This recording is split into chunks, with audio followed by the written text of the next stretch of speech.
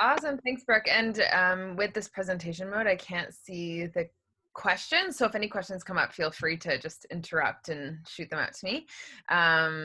And then if in the chat. And then if anyone has questions, we will have some time at the end for questions. And of course, if you have any social media questions related to all things social media, I am more than happy to hold space and answer those questions for you in the time that we've got together. So the first half of 2020 has been an interesting one to navigate on social media.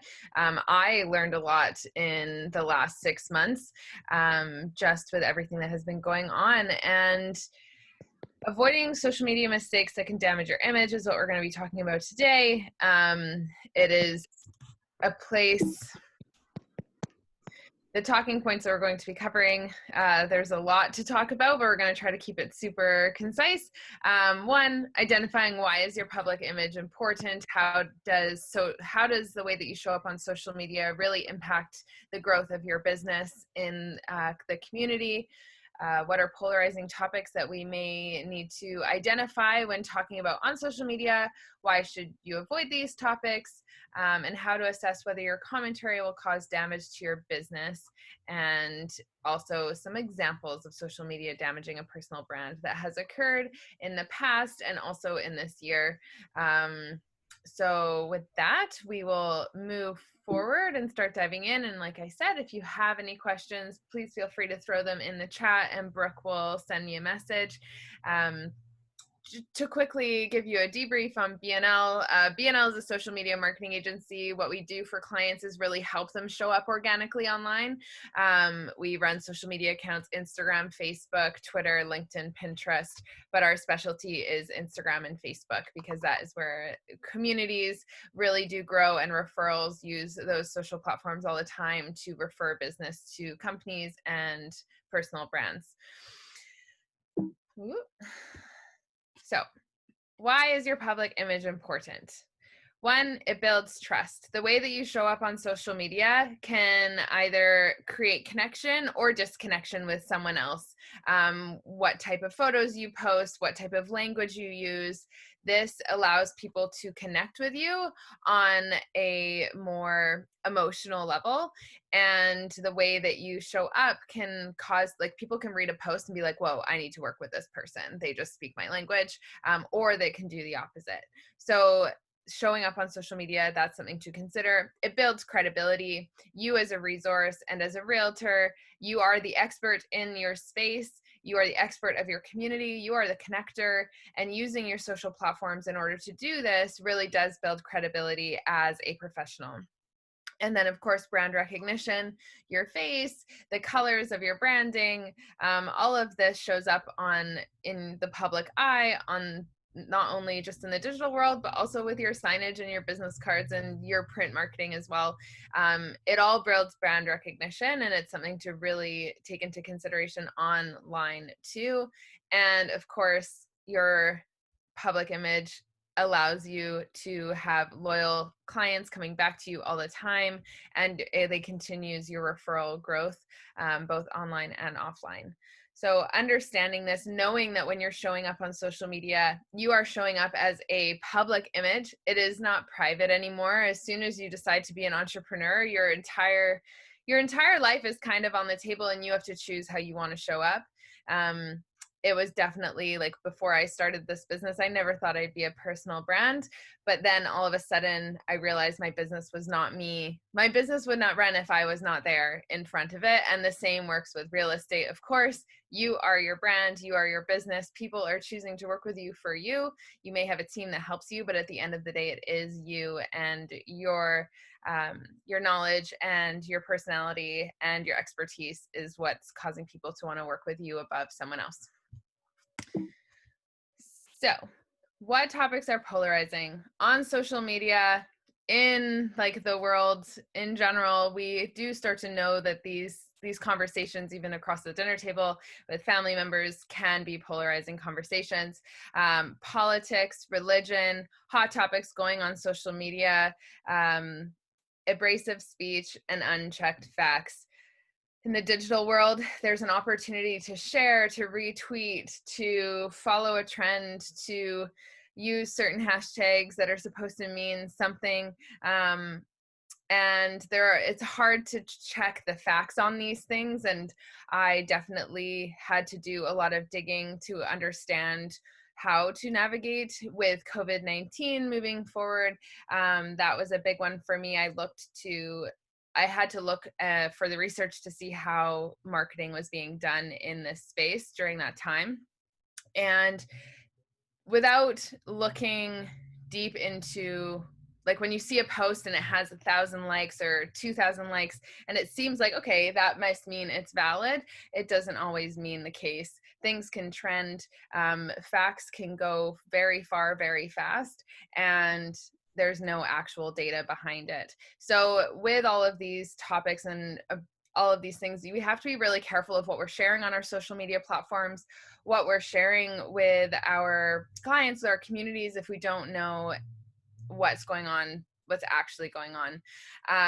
So looking at these things, identifying if this is coming up in your social media or in your digital marketing right now, and seeing how you can navigate that is something that we're going to talk about a little bit more. But at the end of the day, it is important to keep your professional pages and your branded pages, anything that's associated with you, without these topics in mind. You may know that posting, like we all kind of as business owners, we know that posting controversial topics on your business page is pretty much a no-go. But posting on your personal accounts, because you are a personal brand, can be just as detrimental for your business. I wish Facebook and Instagram and Twitter and all of that were like, when you say private, it's actually private, but at the end of the day, it's not. There are so many people that can get access to that. A follower that you may not have even known started following you could like take that and completely turn it around. You just have to be very aware that when you are a personal brand or the owner of a company, everything is out on the table. You are a public figure, which means your name and business association is one Google search away. Google catches everything. Google, like if I were to type in my name, a lot of my social media platforms will come up, and that is free game for anyone to see. Even my posts will come up. Like Google can scrape stuff that you don't even know was possible. And it's a search engine that can be super positive for business growth, but also can be an opportunity and open a door that you didn't even know existed for people to come through. Also, when we do talk about these topics on social media, it does risk upsetting or alienating potential clients or agents who would have sent you referrals. So it's not only maybe causing conversation that you didn't intend to have, but it could completely shut down potential clients in the future. And the way that people reacted, I'm going to use COVID-19 as the kind of the example of what went on in like the first, I guess it's still going, but in the first 6 months here. But when it happened in March, there was a lot of humor at first associated with it before it became real for Canada. And there was a lot of the way that people reacted in those first 3 weeks really shone a light on some people's opinions and everything like that. And I did watch, not clients per se, but other professionals lose some credibility in their business due to what they were sharing personally on social media, not thinking that it was going to be offensive. There was a couple incidents in the old city that I used to live in where people shared some memes that were not meant to be meant to cause harm, but definitely did, and made the news. Like the news of the city actually shared the whole story, and then they had to revoke and do an apology. And that's just something one doesn't want to do. And on social media, it feels so carefree at the time, but you share something on your stories, it's going to be gone in 24 hours on Instagram, and then you're done. Not necessarily the case. 24 hours is a long enough time for conversation to be sparked, media outlets to be notified, and things to go haywire really quickly. And at the end of the day, also not just thinking about the posts that you're putting out there, but also looking at the posts that you're engaging with on social media. Comments you make on other people's posts can last forever. Screenshots are real. People screenshot things all the time, and you have no control over that. Even if you write something and then you're like, ooh, I don't feel good about this, I need to take it back. Sometimes that's too late. So because you're a personal brand, you have to be very aware of how you're responding to things, what photos you're liking, what tweets you're resharing, how you're interacting in this digital realm, as well as how you're posting and showing up in the digital world. So there's two pieces here, and all of the things necessary to consider as you move forward in this space. Social media, for me, how I perceive it, it's kind of like if you don't have something educational or positive or resourceful to post on social media, as a personal brand, it's better to keep it off. It can be a very like heated place, and things can move really quickly, and you just need to be very aware that you're putting positive, good content out there that's benefiting your brand and your business, and then keeping everything else off. So everything is permanent online. It really is a place that the light is shone bright, and you need to be aware of that as soon as you're posting something. So, how to assess what will cause damage? These are some great questions to ask yourself. I am really intuitively driven with what I put on social media and what I need to say and how I need to say it. And I do have to ask myself these questions. And in the last 6 months, I definitely have. One, could someone find this offensive? Looking at what you're writing, reevaluate from an outsider's perspective. Is this good? Is this going to provide value? Is this going to support my social network? Thinking about how this is going to show up. Ask, could this hurt someone's feelings? Maybe something aggravated you in an experience and you want to put it out there. But asking, like, is that person going to know that I'm talking about that scenario? Most likely, yes. I've had many experiences with other business owners having that experience on their social platforms, and it's just important to think about the other person. Also, do I have all the facts? Have you fact checked what you're sharing?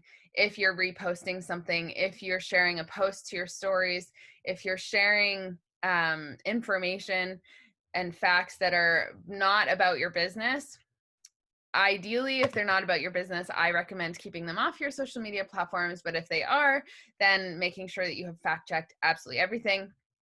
And also, is this an opinion that all of my clients and possible clients need to see? There are some things that are better left off social media, and you need to consider, is this going to impact my clients' opinions of myself? And how do you want them to perceive that? And would I want my grandparents to read this? There's just all of these questions that do have to come up as we're copywriting, which as you're writing for your social media, this is definitely why I recommend doing a social media calendar, knowing what you're going to post, maybe writing up topics that you're going to write about and planning ahead. And then you give some time to plan, you'll write what you want to say, and then you're not running on a very quick reaction versus you actually are stopping, looking at what the week's going to look like, and navigating your social media accordingly. Of course, pivots always need to be made, but at the end of the day, when you have a structure there that exists already, and then you can come back to it a few times, this actually allows for this natural filtration system to make sure that you are moving forward in a professional manner, even if it's educational or funny, or like the type of writing that you do is more conversational, that's completely okay. But just knowing that you're showing up and you have this structure in place and foundation to guide you, to ensure that none of this is going to happen. The reason why the examples that you're going to see, these were not planned posts. These were definitely posts built on just a initial reaction and not really thought through, but the damage was so much, and they didn't see it coming. So that's why I do recommend social media calendars and social media management of some kind, just to alleviate the reaction state that can potentially occur on social media. Some platforms, if you need to know, to plan these: Hootsuite, Buffer, Later.com. These are great platforms to plan social media calendars and to keep you in that space of planned versus reaction. So some examples of what, and I'm pretty sure most of us on this call have probably heard of these examples of what can happen with a simple post that's built from reaction alone. Justine, a PR executive with a big corporation in this, she had a very low social media following. I think she had like 200 Twitter followers, like something bare minimum. And she made a controversial post about going to South Africa, and she went on the plane, she fell asleep, didn't really think much of it, and then she got off the plane and she had phone calls out the yin yang. Her tweet had been retweeted millions of times. Her name was out there, it was in the news, it was all over Google. If you Googled her, that's what you saw. And she lost her job, her public image was destroyed, and she was done. And Twitter is a very dangerous place for that. Twitter has no real privacy things going on. You can retweet so many posts, and there's little control that you have over that. And knowing that that is the case, you need to be very aware of what you are posting on this social platform. Things trend that you never would expect to trend. There are lots of conversations out there that we see on Twitter that we would never have seen if people did not retweet it a million times, because the person who tweeted it was just an average person with an average following. So you need to be aware of these things on this platform specifically, but it can go for all social media platforms. I watched a lot of Instagram accounts really drop in followers during COVID-19, during everything that has been going on. And it's important to understand that if you are a public image, which you are because you're a realtor, you need to have your accounts public so people can find you. You need to be very aware of what's being posted and why. So what can we learn from this? It's not your social network that's watching. Your social network is a minor piece. If you were to even go look into your insights on Instagram or Facebook, you will actually see that most of your followers, or most of the people that viewed the content, at least 50% probably weren't actually following you, especially if you use hashtags on Instagram, or if you have a public profile on Facebook. It does not necessarily mean that the only eyes on your content are the ones who have been following. Once something is online, it's easy to lose control of the conversation. With Justine, she fell asleep for 12 hours. I was on a plane. Her entire life changed. She lost almost everything with just one tweet. And it's important to think ahead on how any comments can destroy everything that you've built. So really asking yourself, when you're putting content out on social media, is this going to cause more harm than good? What is this post helping? Is this post helping anyone? And sometimes it's better left written on a piece of paper at home versus written on social media, where you do not have control over what's going on. Another example, Twitter. As you'll see, Twitter is kind of the scariest game with these. Personal brand example, Richard, basketball player, made a comment that was supposed to be taken as a broad statement about how people were celebrating death. As you can see on the right, it's a little bit cut off here, but he made a comment during when the assassination, not assassination, but when Osama bin Laden was killed, and he made a comment on Twitter, not really thinking too much. He was seeing it as taking a broad statement about how people were celebrating death, and it didn't resonate with him how that was going on. And there were assumptions made, and people will make assumptions. And the bigger your brand, the more assumptions people make about who you are. And he lost his endorsements with Champion, and he was traded to another team. He lost a lot in his reputation, and when you Google it, it's there.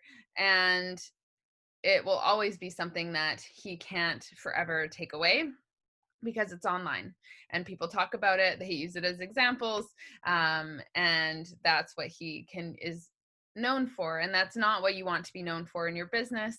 And it's definitely not anything that goes on social media.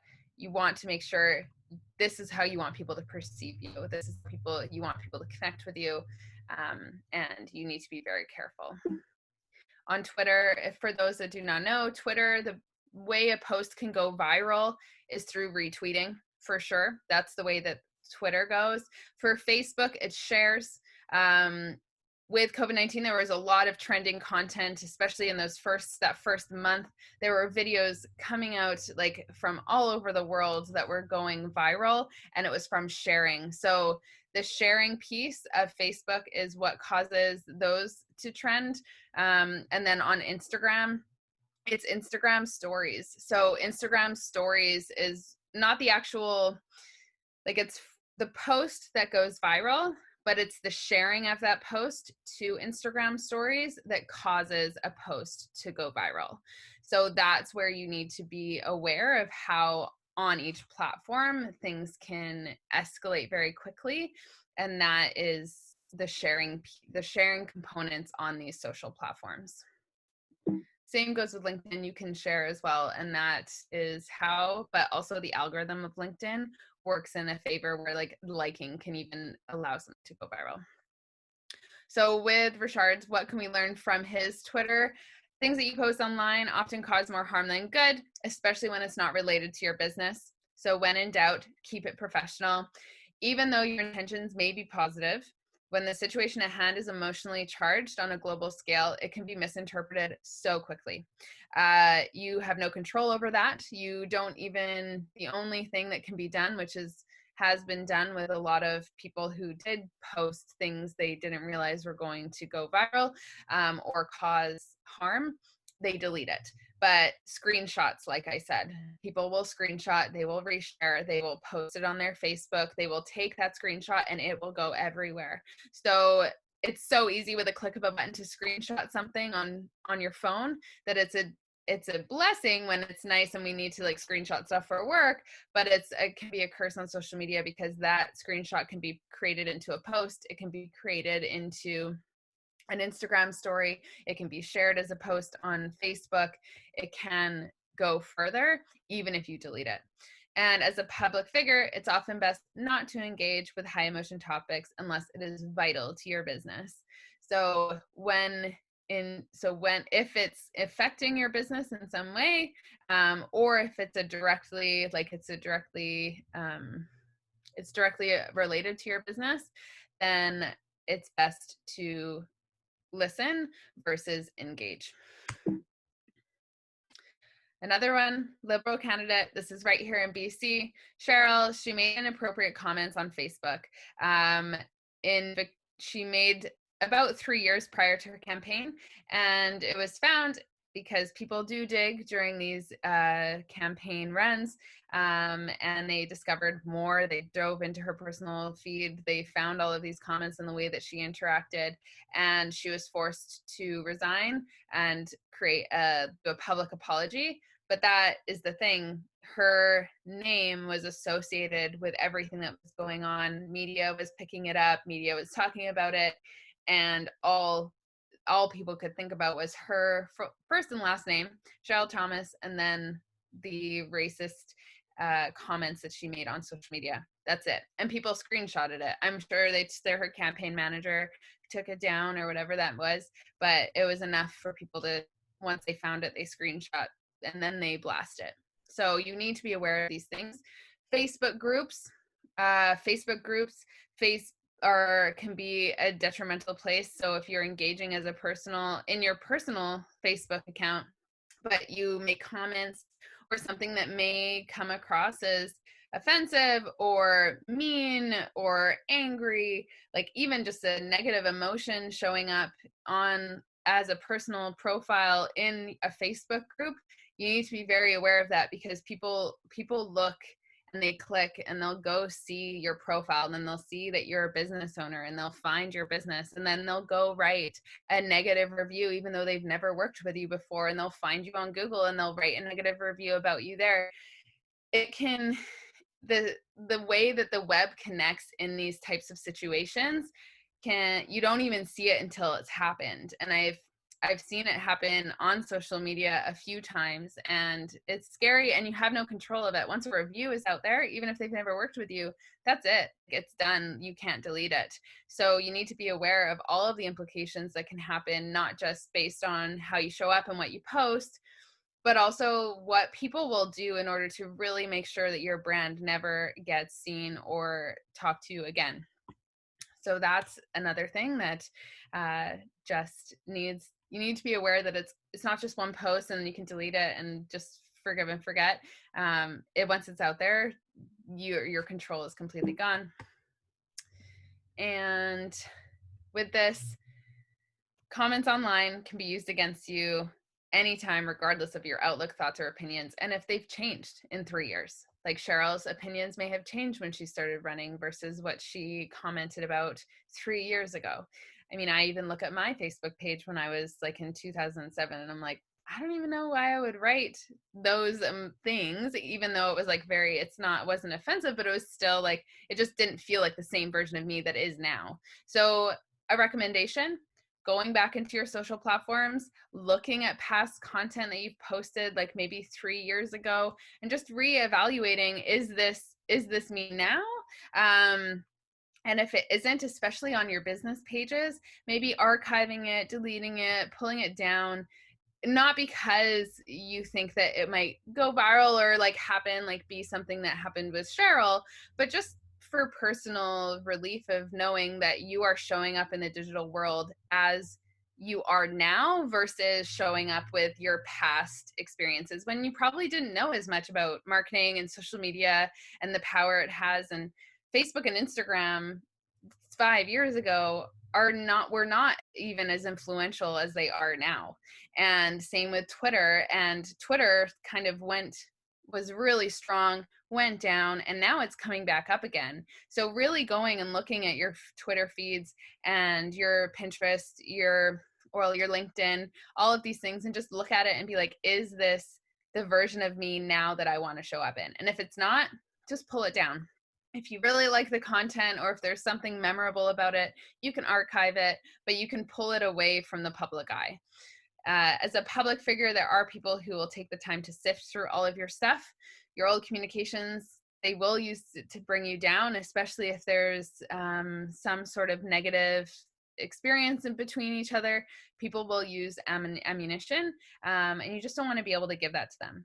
So even taking an hour in the next week or so and just looking back at what you posted a couple years ago and asking yourself, is it how you want people to vet you as a professional now? Because you have grown, we've all grown. I look at my social media platforms all the time, and I do archive some stuff if it doesn't feel in alignment anymore. And that's okay, because not everyone needs to see that version of who you were. Like, I have definitely archived most of my personal profile, especially anything dating back to high school. I pulled it all down. I looked at all my profile pictures. I made them private because I knew that I didn't want people to see the university student and all of the things that I used to do in university, even though they were like, PG, but like, having like university parties, living on campus. It's just not a thing that I would love a potential client to dig deep into and go find. So I have had to do that because I do have clients add me on Facebook, and I am very aware of what Facebook used to be, where all the photos used to be put. Every single photo album, everything you did was a photo album back in the day before Instagram existed. So going and looking at those and just making sure that even though those memories are great, just turning them to private, like only, like the setting would be only me, I think is what Facebook identifies it as. And then you have them, you don't lose the photos, and you can look back and have good memories. Facebook might even remind you of these memories, but the public eye doesn't need to go find it. And I think that is a very important piece. So just understand what's going on. You might find photos that you'll be like, whoa, I totally forgot that was even on there. So it's a really good time to go back and reflect and just safeguard everything. And now coming up to this year, there were a few celebrities that I think really blew, not really, I don't know if blew my mind, but came out and said things that I would have never, ever, ever, ever expected them as a big figure to say. Bryan Adams' comment, if you were to look it up, it's still on Instagram, which I think is interesting. He did not pull it down, but he did issue an apology. He made a very strongly worded post about his frustration with how COVID-19 started. His comments were very brutal, and it definitely has been deemed a hate crime with the way that he verbally expressed everything. He did issue an apology and highlighted what his intention was, but at the end of the day, everyone's view of Bryan Adams completely changed overnight. And like for me, I know there was a Twitter post that went out from J.K. Rowling, and that like really irked me because J.K. Rowling, she was an author that I grew up with forever and like identified with her and like loved her books, and I still do, but I was really thrown off because I viewed her in a certain light, and then she made a tweet that completely changed my view of who she is as a professional, as a writer. And the same with Bryan Adams, very well-known musician, very famous, influential man, and he made a post, and of course the entire North America, like he made it, like this story made it across many news outlets and on TV and online, and it was all because he wrote something out of a reaction, and he didn't realize that his intention was not coming through, and he used social media in a very negative way. So this is something that happened in COVID-19. A lot of stuff like this happened during this last 6 months, and a lot of people have lost their status, I would say. They're still famous, but at the end of the day, they're not seen in the same light, and that love and admiration is gone. And you can't get that back. Once you've done something like this, you can't, like Bryan Adams won't get that love back from many people that used to probably adore him immensely. So with this, regardless of your intentions, your comments can offend people, and it can be taken out of context, and it definitely will. Be careful with your words, how you use them. You should always refer back to your business values, identifying how you wanted to show up as a business owner, what you value, most importantly in your business. And if your comments do not reflect your business's values or your own personal morals, it is best to avoid posting about it online. It's safer. It's important not to react on social media, and there are many instances in the last 6 months where we have been given opportunities to react and having to decide, is this actually what I want to say, or is it a bigger message that feels like maybe you're being influenced to say? So really trying to hone back in on yourself, on what you believe in your business, how you want to show up with your clients, and also, of course, asking yourself, would I say this to someone in person? Would I say this to their face? Would I say it on a stage in front of thousands of people? If I were standing on a stage, would I say this comment in front of all of these people and be okay with it? So thinking about that, because that's what social media is. It is a stage, it's a platform, and you may not have people watching you right away. You may like jump on a live video and there's only 2 people watching and you're like, oh, great.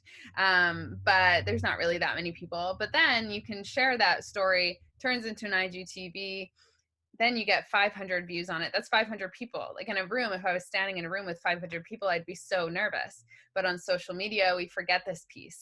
We forget that there's so many eyes on our content and we have no control of what they're going to do about it. So trying to put yourself in that position of, if I was standing in front of 1,000 people, would I be okay with saying this?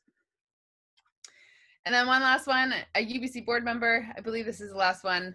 He was a governor. He said some things during the Black Lives Matter movement. People were aware of his views back before, but he never posted anything online.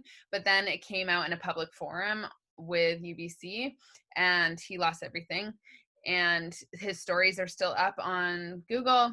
You can read about it. It's still a developing story, so the full repercussions of what's going on with his, like, he liked tweets. So this wasn't him actually saying something. This was him liking other people's tweets and resharing other people's tweets. And people saw this. So he's resigned. He's issued an apology, and which seems to be the repercussion of these things. But he didn't even have to say anything. He just had to retweet and like some stuff for people to become extremely guarded on who he is as an individual. So as a public figure, like I said, I'm going to say this all the time, people are watching and they are scrutinizing your every move. There are definitely, you've got cheerleaders in your corner, but you've got a lot of people being like, is that how I want to show up? Or was that a good idea? So showing up as a professional, using good content, planning ahead, this is a great way to decrease the scrutinization, being aware of what you're liking, what you're interacting with. If you like a post on Facebook and it may be a controversial topic, but you're okay, like you liked it, or you agree with it, that's okay. But if you like something on Facebook, someone, like half of your following at least, will see that you liked a post, because the Facebook algorithm says your friend Megan has liked this post, and then the post shows up on their feed and then they see it. So the algorithm doesn't only just pick up what people share, but if you like something, it'll trigger your audience to see if they like it too. So people can see this connection as well. So that's something that you need to be very aware of, is the algorithm works in very mysterious ways on Facebook. Same with Twitter. Like Twitter, it's the retweets and the likes, but Facebook, that's where if you like something, it will trigger people to see that you've liked it. Not everyone, but just that one person needs to see it, and things can go through a downward spiral. Since your reputation as a person will directly affect your business as a realtor, we should avoid posting or interacting with anything that the public may take offense to. This is common knowledge to just hold on to as you navigate the digital world. If you have someone doing social media management for you, this is also a conversation that needs to be had. I had to have this conversation with a lot of my clients. Some of the conversations were hard, but identifying with them how they had to show up, working with them to learn how we need to show up for them was extremely important.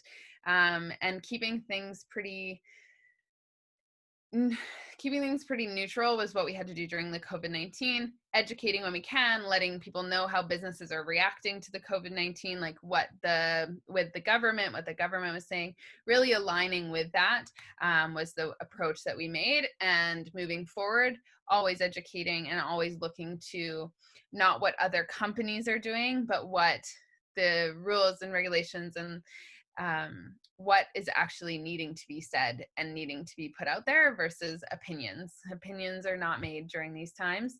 It is really much just educating. So if you don't have anything nice to say, don't say anything at all. It's a great lesson that we all learn very, very young. And this applies to social media like nothing else. For those that may already follow me on social media, I try to keep things really light and kind of take the more educational route, empowering business owners to manage their own social media, to show up, to show up authentically and be themselves, but also to, at the end of the day, the business owner is the brand. The honesty that is required to as a professional is great, but being very sensitive to the reactions of those who are watching is absolutely key, and only supporting everyone and knowing that everyone has their own opinions is really great, but it is not a place to have an opinionated conversation full on social media as a business owner. So holding on to this, showing up with kindness, with compassion, with understanding, and being aware of where you're clicking, what you're sharing, and all of the other ways you're going to show up. Moving forward from here on out, the last 6 months have been very eye-opening to many people on how to show up on social media, and we all need to do better, I think, and also just be mindful of the impact that our words have on individuals. And this just goes for business and copywriting in general. What are the words that I'm putting out there? Are they actually doing good for the world, or are they causing more harm?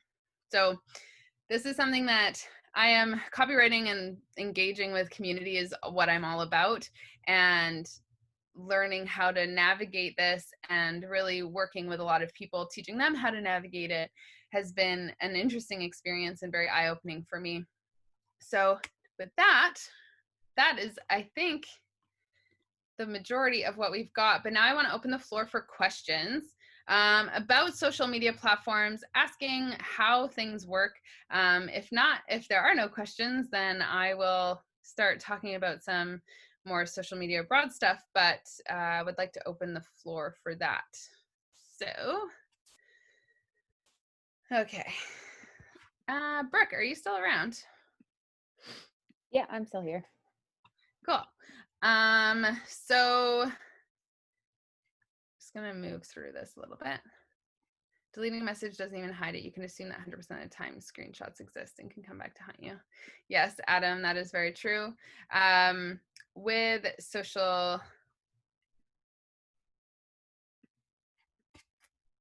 Instagram and Facebook and all of that, the screenshots will always exist, but you can still go through your past posts.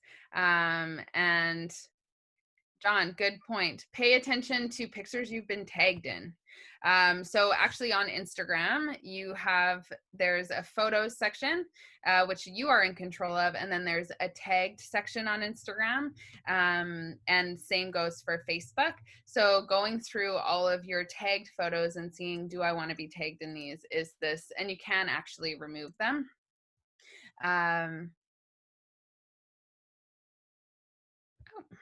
Yeah, I can. So, let me find, there we go. This is me. You can find me at BNL Social, Instagram. I always forget that piece. What we've been doing in the last 6 months is we have been doing education and teaching people how to show up and answering questions. A lot of people have come through the DMs and asking questions about how do I navigate through, what do I need to do in the Black Lives Movement, asking questions about, is this account actually something that I should be listening to, versus because there were some accounts that were out there that were actually not, they were pretending to be something that they weren't, and they were causing a lot of misinformation to be shared, but people did not know. And so being critically thinking about what these accounts are is really important. If you are following large accounts, there's a few things that I would consider to identify whether they're I think the word I'm looking for, I'm sure there's a better word for this, but legit. If they're legitimate companies, normally like a high following used to be how people perceived, if they had a high following, then they must know what they're talking about and they must be extremely important. Not necessarily the case. Instagram has a black market of sorts, and you can buy followers, you can buy likes, you can buy all the things really, to have an account look like it's real and famous and like a very valued piece of, like, they create valued content.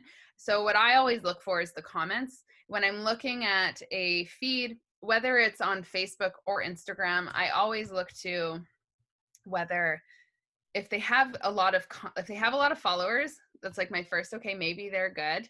And then I look at the likes and I'll see, like, do they have a lot of likes on their photos? Like a lot. Like if you have 10,000 followers, you should have at least 400, like around 300 to 400 likes on a photo, and then at least 20 to 70 comments.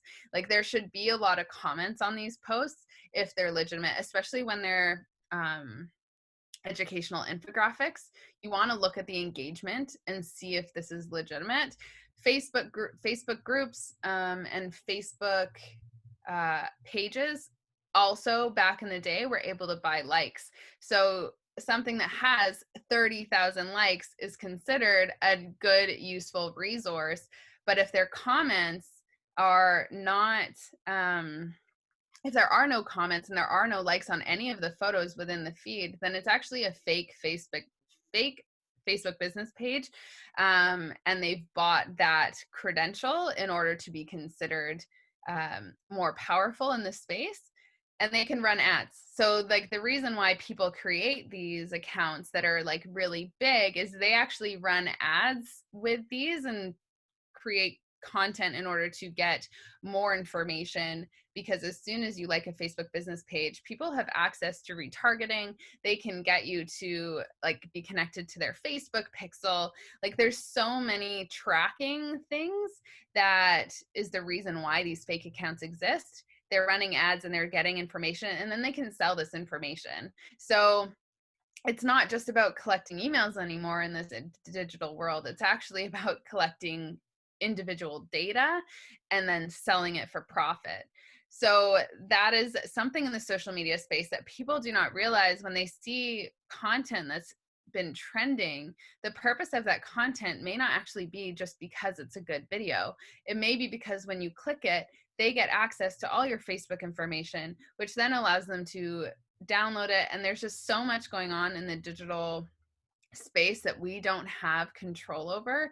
Like the amount of information that Facebook has, or anything that I've ever signed in with Facebook as my sign in, like that company has gotten all of that data. And that is something to consider when you're looking at these viral images and looking at these viral campaigns. It's like, what is the purpose of this?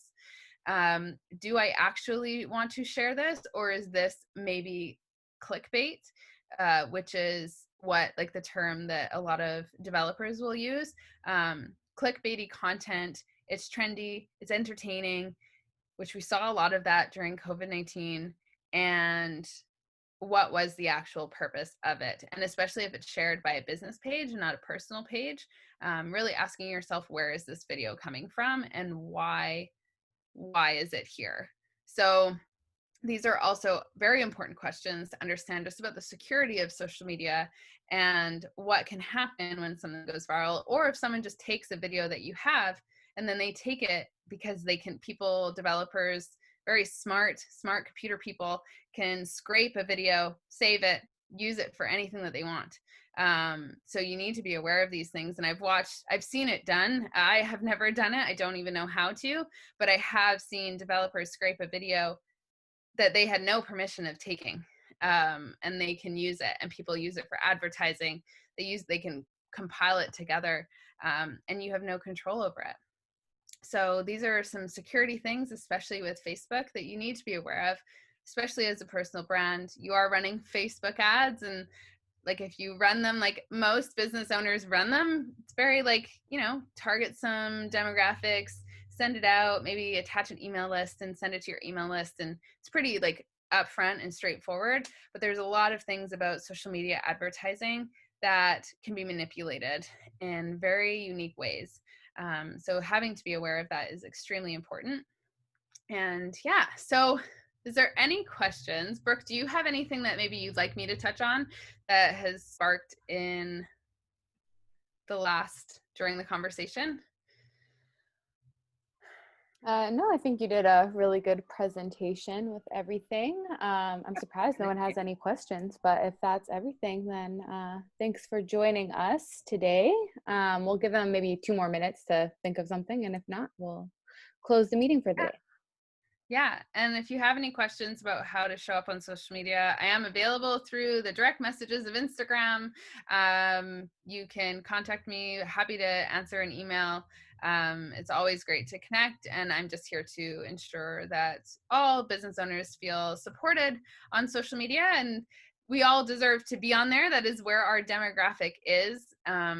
Without social media, I like to see social, like Instagram and Facebook and Twitter, they're all referral growth engines. They're not just a direct sales platform to drive leads. And I feel like that's where a lot of people can get stuck on the social platform. But as we see, things can trend, people can tag, people can share, and we don't have control over that. So if you're producing good content that is shareable, that is a great place to leverage the power of this social platform or all the social platforms to create these referral growth engines. But we just need to make sure that we're showing up with some boundaries in place and reactions left for pieces of paper that we can write down and put in our journal. That's where the reactions can go. And then Facebook and Instagram can be a place where some more thought goes in. So yeah, so feel free to send me a message if you have any questions. It was great to connect with everyone. Always love connecting over social media. And yeah, I think we're probably good to go unless any last minute thoughts come up.